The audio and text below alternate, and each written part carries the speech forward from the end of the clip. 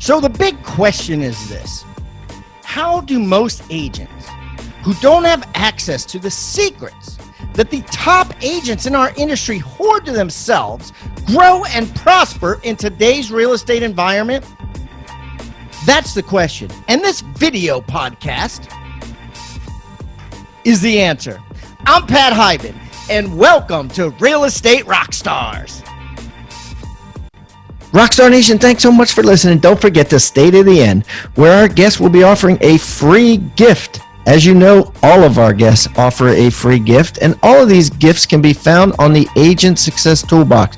You could find that by going to hybendigital.com/toolbox, or simply texting the word toolbox to 444-999. That's toolbox to 444-999.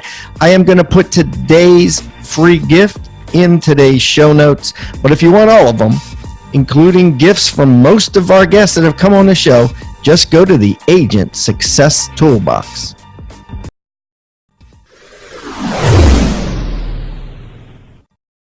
All right, Rockstar Nation, I got a great guest not too far from me, Charlotte, North Carolina. Mr. Chris Salerno is on the show today.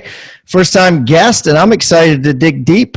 Chris, welcome to Real Estate Rockstars. Pat, I'm super excited to be on here. Thank you so much for having me. Hey, Chris, why don't you kind of tell everybody a little bit about who you are so they can get to know you better? Yeah, thank you very much again. I grew up in the real estate industry. I've lived in Charlotte, North Carolina for over 13 years. So I love it right here in the Carolina market. I actually started out in the selling single family homes here in Charlotte, and very quickly gained a success, which landed me in the position of operating the #1 team in the Carolinas for residential.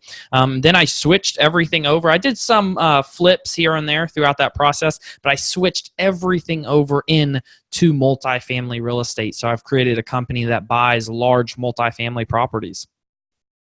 Wow. Okay. So now you're doing both, right? You're selling houses and buying multifamily? No, I still have my broker's license, but I do not practice real estate, and any past clients, I do refer them out because I do not practice real estate. I am full-time for our investors for multifamily. And so how long did you sell real estate? So I sold real estate about 3.5 years. And so what, like, how did you gravitate from, making commission by commission to doing, buying apartment complexes? A lot of people in their head say, in such a short period of time, it's difficult to fathom that they could do that. Can you walk me? First of all, how old are you, Chris? I'm 24 years of age. 24. So when did you get your real estate license to sell houses? Around 21. Okay. So you recently got out. Correct. Yeah, I got out of selling residential real estate January 1st, 2019. So just at the beginning of the year. This year. Yeah. So at 21 to 24, right, you were selling houses. And how does a 24-year-old have the mindset to be like, look, I'm done with the world of brokerage, right? And I'm going to get into buying multifamilies. I mean, it seems like a big stretch to a lot of people listening to the show. And I want you to take us through, what went on in your mind and where that belief structure came from. Yeah, I love that question. And a lot of people ask me that. So since January 1st, 2019, I'll just say this real quick. We've acquired over $40 million worth of multifamily real estate and over 364 doors. So we're growing substantially very quickly. But the mindset around it was, I felt like I reached my peak in selling residential. And I feel like there is a ceiling in residential after leading the #1 team in the Carolinas and knowing a lot of the top teams in the United States. There's a ceiling that you do hit. And I wanted to build wealth. And I figured to build wealth, you have to play the game Monopoly, but in real life. So I sat down with myself and I drawed on a piece of paper my goals, and I drawed a path to my goals, and realized that brokeraging real estate just wasn't on there. So in 2008 to 2012, I said, well, that was a really bad time for a lot of people. And what asset class was still extremely strong? And it was multifamily real estate, because everyone needed a place to live. So I said, that's the asset class I'm going to focus on, and focus on acquiring for our investors, is multifamily. And that's how I really got into it. I started reading books really before I made that step. And I followed a lot of big multifamily syndicators, they call it, on social media and reading their books. And then I decided to make the leap and cut selling residential real estate off cold turkey. And I told myself, well, I had the mindset. I'm a very positive person, so I had that mindset that I'm going to do whatever it takes, and I'm going to succeed in this business. And that's when I cut residential off cold turkey and jumped straight into multifamily. And that had to be scary, right? Because, I mean, let me ask you this. So your last full year where you were not an investor or a syndicator or whatever it is you want to call yourself, before you did that, right? How much did you make that year, would you say? It was around 210, 250. So you're 24 years old, you're making 210 grand. A lot of people say, dude, really? Cut it off. I mean, why? I'm sure people were thinking it if they weren't telling it to your face. So like what, tell me what, like, first of all, how did you do that mentally? And then how did you do it specifically? And how long did it take before you actually, bought a place? Yeah, great question. So mentally, you have to prepare yourself no matter what you do and what career you're in. Having a strong mindset is key to overcome a lot of obstacles that is thrown your way. So I've always had the strong mindset and the entrepreneur mindset. I've always had a business mindset because each property we acquire, I treat it like a business.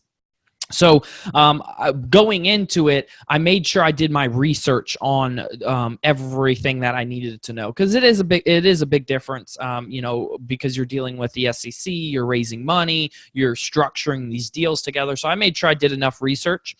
So then I hopped straight into it. I mean, it's still real estate, but you sure are going from like auto mechanic to accountant. I mean, you're you know what I mean? Like, it's real estate, but it's really completely different. Yes, you are 100% correct. It is a very big difference when you just go. And a lot of people go from selling single family homes to buying and flipping single family homes and or buying and renting single family homes. And then they go into, multifamily, right? So Correct. Why did you skip that step? I skipped that step because I knew that if my back was against the wall, I will do things in the multifamily space that you have to do. And basically I'm forced to do it because my back's against the wall. I need to do it. The first property we acquired was actually about 4.5 months in me getting into the multifamily space. It was about 4.5 months, which was 144 unit complex out in Greenville, South Carolina. So that right there, normally if you jump into the space, normally you'll see your first complex between a year and a year and a half, because you have to build the credibility, you have to build the network of investors. But it took us a little less than 6 months. So, and in that property, you just gained equity for all your work, right? Correct. Do you get a commission or finder's fee or acquisition fee? Do you get money from that?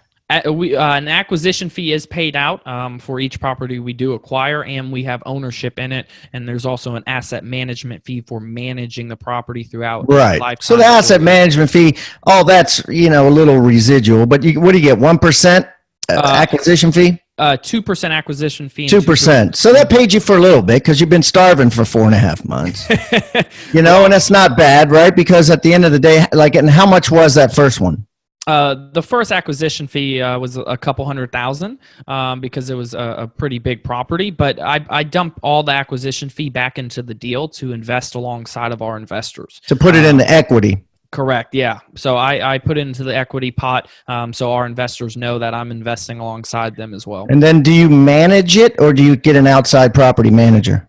Great question. So when it comes to it, lenders want a third-party property manager, but I do manage the property manager who manages the property to make sure that our business plan that we have for that property is succeeding. Right. And that's part of your management fee. Correct. Right? The asset management fee. And what is that? Another 1%? That's 2%. So you get another 2%, and then you pay the property manager What percent? Depending anywhere from 3 to 6%. It depends on 3 the to size 6% of the of the gross rents. correct, of the gross. So you got some income coming in from that, which is good. So let's go back to that. Like, what did you do so a third grader can understand this, Chris, right? Because the whole idea of this show is so people can learn, right? Correct. So I want people to be able to learn what Chris did so they could do it themselves in Tupelo, Mississippi. Tell me exactly what you did. What's your playbook? What are your best practices? How did you do it? So that if someone wants to do this in Tupelo, they can do it too. Yeah, great question. I think any career you get in, and what I did to get into multifamily is I gained the knowledge. I was listening to podcasts just like yours to gain knowledge. I gained the knowledge of how multifamily operated, and then I started to go to local meetups here in the Charlotte area, and then I ran into a gentleman who is coached by Joe Fairless, which has a real estate podcast. And then I connected with Joe Fairless and decided to hire him as my coach because I wanted to be I wanted to have a coach that had the same goals in mind that I did and has achieved a lot in a very quick amount of time, which he was one of them. So that's why I decided to hire a coach to make sure I'm limiting my mistakes, and also the credibility of having a coach is substantial when you're speaking with lenders, brokers, and also investors who invest.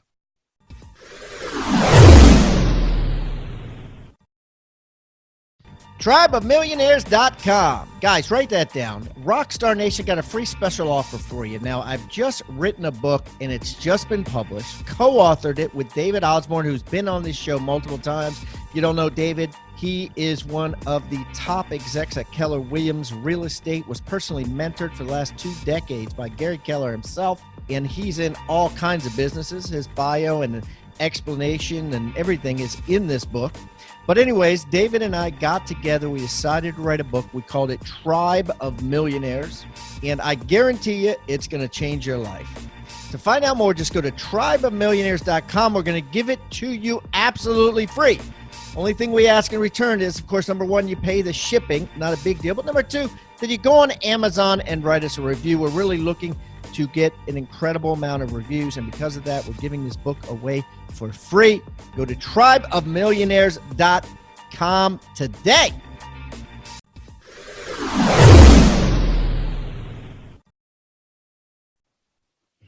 Yeah, but you didn't answer the question. You said you got a coach, but what specifically did you do? I gained knowledge. I listened to podcasts. I know, but you could have a ton of knowledge, right? There's plenty of guys out there with PhDs that are broke, right? Correct. So like the first day, did you start calling people saying, hey, I'm buying an apartment complex. Can you put $100,000 in? Second day, you know what I mean? Third day. So tell me. I tapped into all my investors who bought single family investments, because that told me You tapped into you tapped into the people that you had been selling houses to. who invested, not Who selling invested? houses. Investors. Correct. Investors who bought single family. And you said, investments. don't buy another single family, buy multifamily. Invest into multifamily. Okay. And I pitched to them that investing into multifamily it's a larger scalability, and they'll have a larger profit than just holding one single family rental. And that's how I transitioned. So elaborate on that. So somebody is sitting here with a debate, counterpoint. You know, let's just say I'm a guy, and which is not true, but let's say I did own a hedge fund that invests in thousands and thousands of single family homes. Correct. No apartment buildings, and you're debating me as to what is a better investment. Why would you say multifamily is a better investment than single family? Great question. So now, starting off, you're a hedge fund that owns thousands of homes. Now, think the investors who invest in the multifamily are not necessarily hedge funds that have all that backing of them to buy single family of thousands. Now, when you're buying single family of thousands of homes, the numbers will make sense because you have thousands of people that are paying it. And if something happens to one home, those other thousands homes can subsidize for those repairs. When it comes into a single, we have a lot of medical professionals that invest who don't have the time, and some of them will buy one single family home. Well, if you buy one single family home, if that person leaves or if something happens, or if you're paying, all the taxes and repairs on it, your margins are very minimum compared to investing alongside of us in a large multifamily deal where you have one roof and you have 60 people or 40 people under that one roof. The margins of the numbers are just a lot greater than single family. If it's coming into an argument with a mutual fund or a hedge fund that owns thousands of homes, they're kind of basically doing what we're doing because it's at a larger scale. But a lot of our investors may have anywhere from 1 to 20 single family homes, and they're looking to get out of that because of what I said of one person's in there and they're just paying the rent. It's not 40 people under one roof paying all the rent and repairs and all that. Got it. Okay, so you're saying they're equal. You're not going to have that debate because you think that both are equally as valuable. It's only a convincing argument on your side when you only have one or two of them and you don't have the economies of scale, which Correct. Makes sense. And I see it all the time, right? People are like, I want to own real estate. They buy one, and then after the tenant gets evicted or whatever happens, something bad happens, which in our mind isn't even that bad, but in their mind is a catastrophe. And then they're like, I can't handle it anymore. I need to sell it.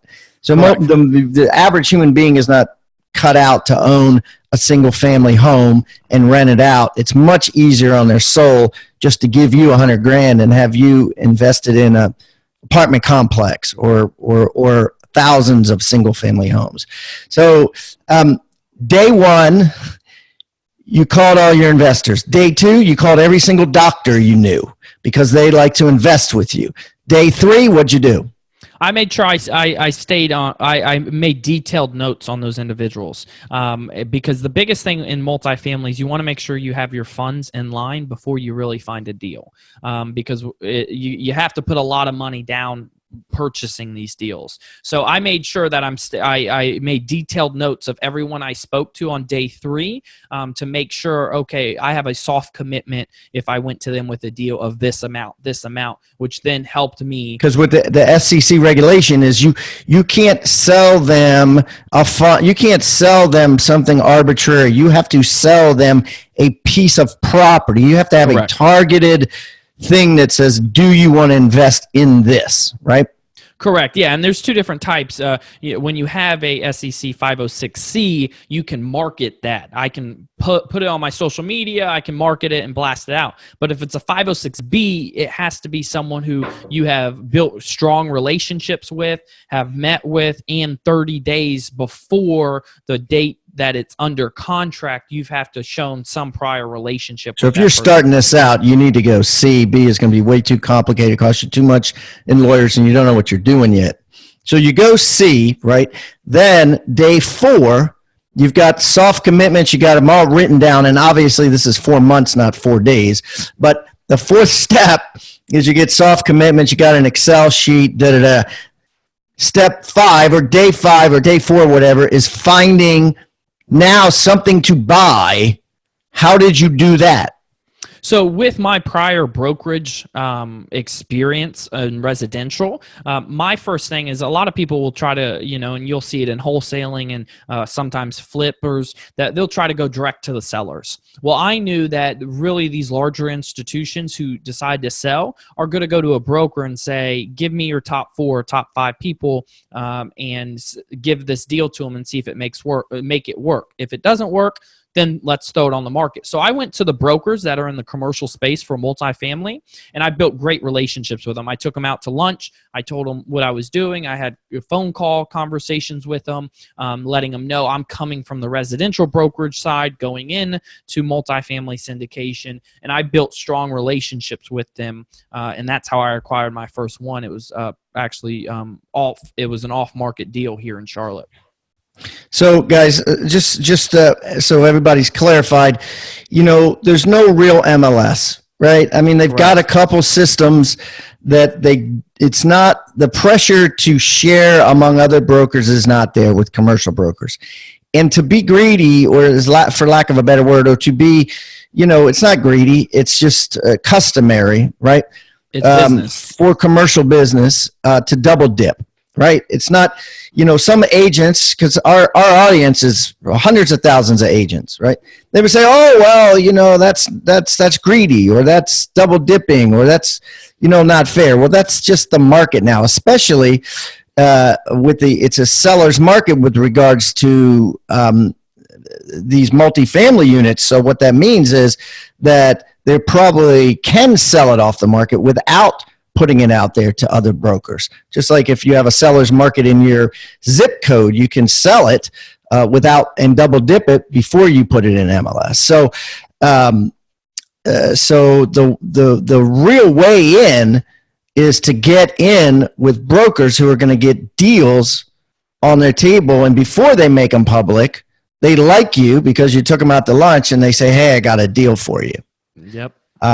It is what it is. That is how the selling of these things generally works. I mean, I know a lot of people in this space, and it's a very rare that a syndicator will come to you nowadays and tell you, oh yeah, we acquired this property. It was on the market for 6 months and no one bought it, and we bought it. It's always a quote unquote off market. That's what they all say, because that's true. That's how they're sold now. So you found this off market. Then you had to go back and get these verbal penciled in commitments from all these doctors to turn into cash. And in order to do that, I assume at that point you hired a lawyer and said, let's get on this lickety split. Correct. Yeah. So I was actually touring a 91 units. That was, when we say on market in the multifamily space, that means that broker is just marketing it on their website. Now, LoopNet is the commercial website, just like a Zillow, you can say. But if it's on there for a long period of time, then you may be thinking something's wrong with that property. So when it's on market, it's on the broker's website, and they're marketing it that way. So right. You're not the only one that knows about it. Yeah. Generally, the assumption is when someone says, hey, I got an off market, it means I'm the only one that knows about this. Now, whether that's true or not is another thing, but generally that's the perception. Correct. So I was touring a 91 units that was on market, and I looked adjacent to it, and I said, well, what's this complex? Is it the same owner? And the broker said, no, it's not. I said, well, would they be willing to sell? Because I would like to combine it to 135. That just makes it more, a lot more valuable when you decide to sell. Instead of just 91, you have 135. So about a couple days later, broker gets back to me and says, yes, it's a different owner, but they want to sell. So I said, wonderful. I lost in best and final in the 91. So I wasn't able to acquire the 91, but about a week later, I called the broker back up. I said, well, is the seller still wanting, or did the buyer acquire that one? He said, no. I said, okay, is the seller still wanting to sell? He said, yes. I said, well, let me get in again. Let me get updated financials. And I'd love to acquire it. And that's how I acquired the first off market one. So since that day, you've built relationships with how many brokers? Countless brokers, I would say. Really, when it comes to multifamily, I'd say about 6 to 7, and that's the big. And do you find them on LinkedIn? Where would this agent in Tupelo, Mississippi, find 6 brokers that are solid like you did? Great question. If you're in Tupelo, Mississippi, what I would do if I was in your shoes, I would go and find out the biggest multifamily companies. You can Google it, but the biggest multifamily companies, I would say Cushman and Wakefield. I would say Marcus and Millichap. Find out the biggest multifamily companies and go to their website, and all the brokers are on there. And then just email them and find out who really specializes in multifamily, or if it's student housing or whatever niche you want to go to. Find out who specializes it and take them out to lunch, because no one's going to turn down good food and free food. So take them out to lunch and start building that relationship with them.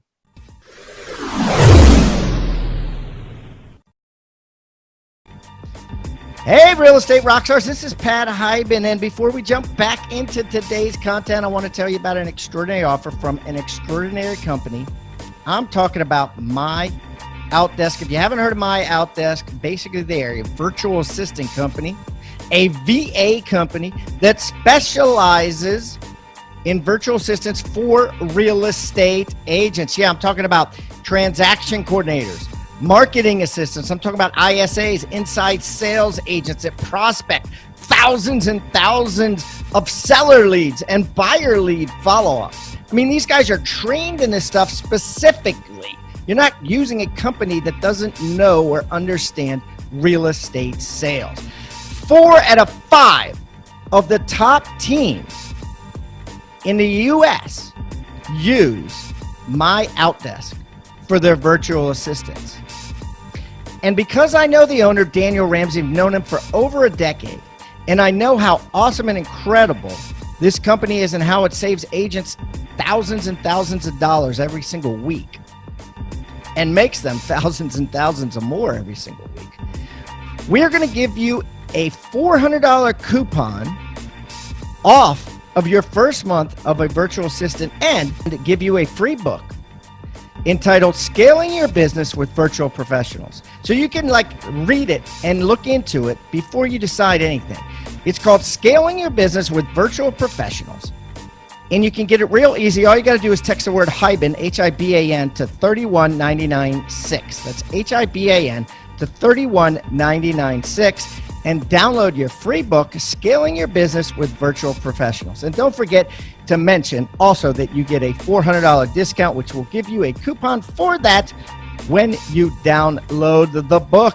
Thank you, guys, and I hope you enjoy and make a ton of money using my Outdesk. Do the math. It's worth every single dollar. That's a title of a comment that I got on my certified listing agent course from Rebus University. It's from Bill Reed. This is what Bill says. Bill says, looking to take your listing presentation to the next level? I've closed 100 appointments since I took Pat's certified listing agent course. 5 appointments, 5 new clients, 60 days. Boom, do the math. It's worth every single dollar. Thanks, Bill. But listen, guys, I am offering this to you if you haven't already taken it, because so many brokers and teams make their agents take it before they do a single listing appointment. But if you haven't taken it, you can go to rebusuniversity.com and get it now. Now, here's the thing. For 30 days, what I'm going to do is I'm going to give you that course. I'm going to give you the buyer agent course, which teaches you how to close every single serious buyer that calls on the phone or emails. This certified team agent course is taught by Jeff Cohn, one of America's top agents, on how to build a team from zero to hero to hundreds and hundreds of units every year, step by step. It's like a 12-hour course, plus 7 other courses. Yes, you heard that right. All for a measly $127 a month. If you were to go to Rebus University and buy these courses individually, it costs you over $10,000. But today, if you go to futureofrealestatetraining.com, that's futureofrealestatetraining.com, you'll learn what Bill Reed did, which is how to close 100% of the listing appointments you go on. Quite impressive. And you'll learn all the other incredible details provided in the 11 5-star courses that are offered. Yeah, it's like all you can eat bazaar. You go in now and you pay $127 a month. If you can eat all 11 courses in 1 month, that's all you pay is $197. This is a bargain, guys. Get it now. Futureofrealestatetraining.com.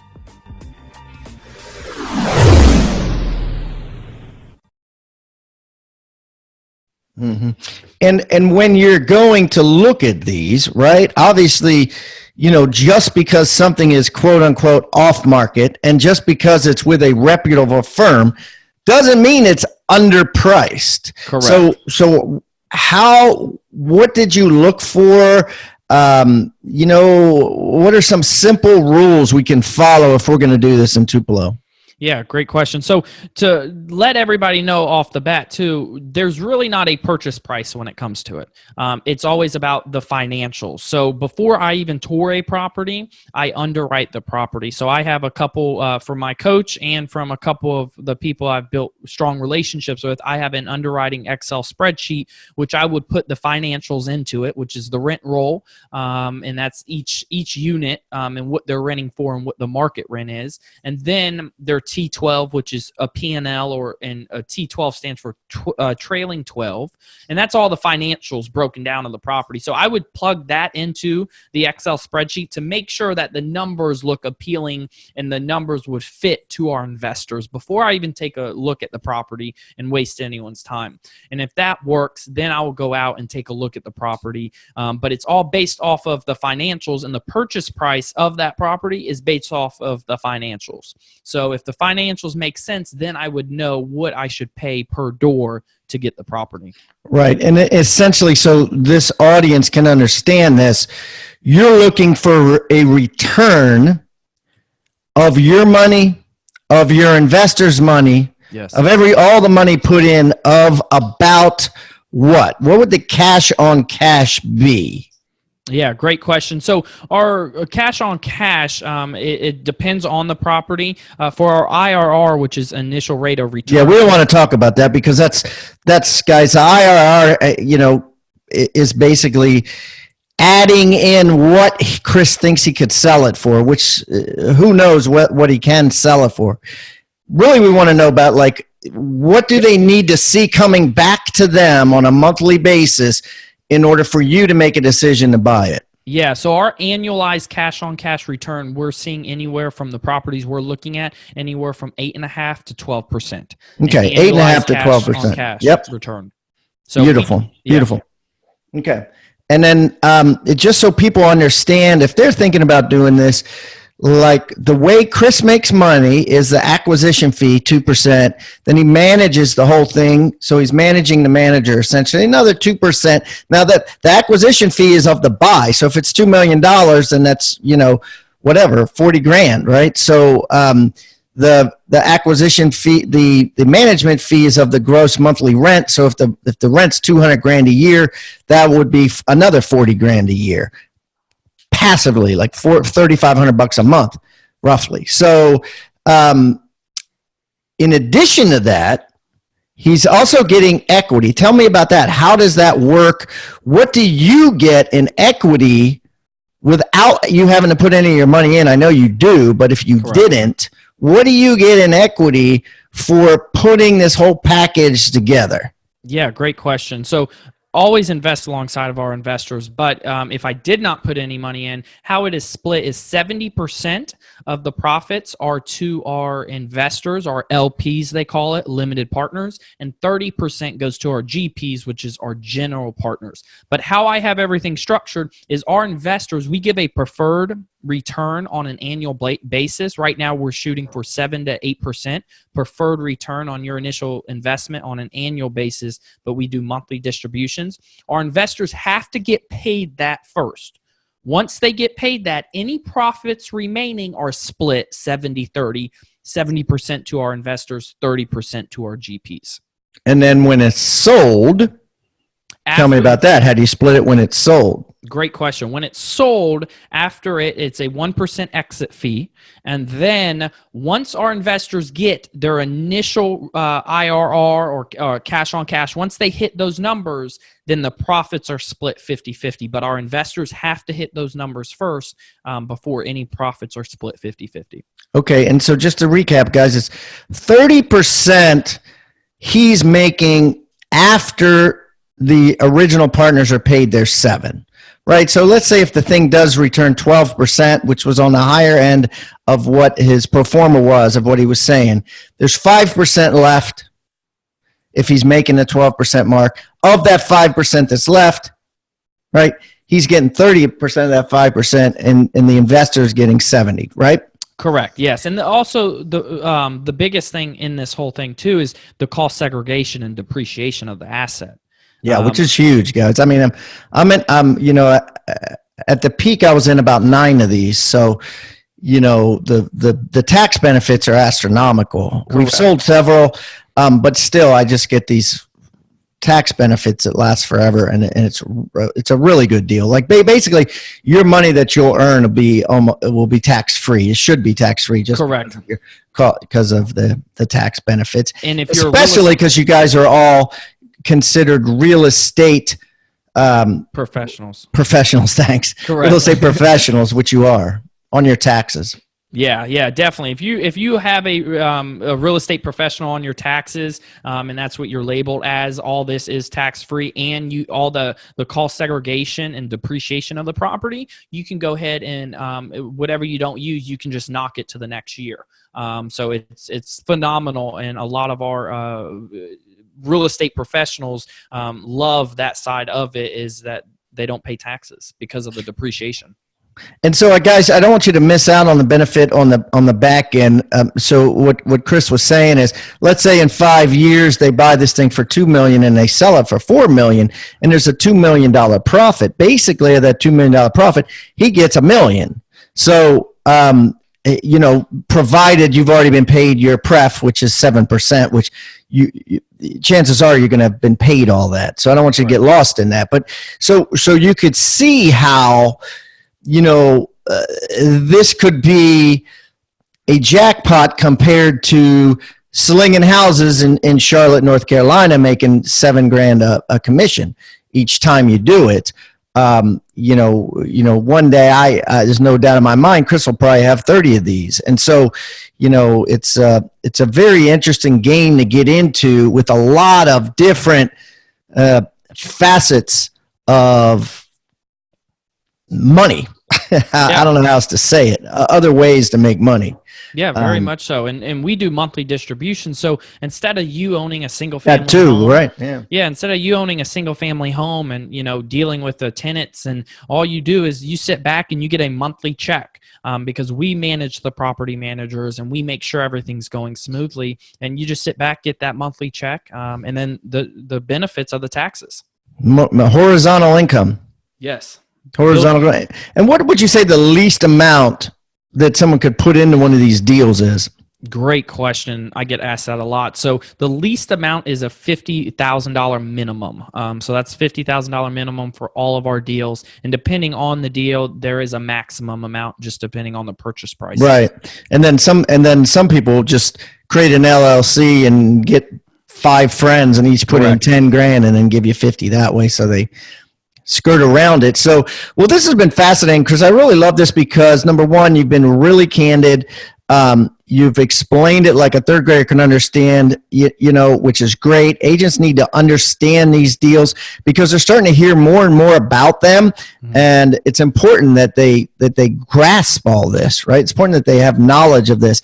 And guys, I'd recommend you listen to this one 2 or 3 times. So when you hear about this or you see about it, it's also inspirational because Chris is 24 years old and he quit being a realtor after 3 years of making $210,000 a year. I mean, that's a pretty bold move to just be like, hey, I'm out. I'm going to bigger and better things. So that's inspirational in and of itself. So thank you for coming on today, Chris. I really had fun with this. Let's talk about your free gift. What free gift did you bring our listeners? Yeah, thank you very much. So I brought a free gift of a day in a life of Chris Salerno, and you can email me at chris@qccapitalgroup.com to get that free gift. But you really get to see a breakdown of a day in a life of myself and how I analyze deals and what I look for in deals, just one day in my life. So, guys, this is a day in the life of Chris Salerno broken down, again, what he does daily. If you're thinking about doing this, you can just print this out, hang it up, and be like, okay, step 1, step 2, step 3, just kind of like how we did it, and just look at his day in the life. I'm going to put this, guys, on hibandigital.com/Chris Salerno. That's hibandigital.com/Chris Salerno, Salerno. And I'm also going to put all of Chris's social media links. I'm going to put his contact information. If you want to reach out to him and ask him more questions, say thank you for coming on. Or if you're in Charlotte, North Carolina, you want to break some bread with him, all the information is going to be there. I'm also going to put his free gift in the Agent Success Toolbox. So if you want it, along with hundreds of other gifts that all of our guests have brought, just go to hibandigital.com/toolbox or text the word toolbox to 444-999. That's toolbox to 444-999. Chris, listen, next time I am up in Charlotte, I will definitely look you up and we can get together and break some bread, my friend. Please, definitely love to.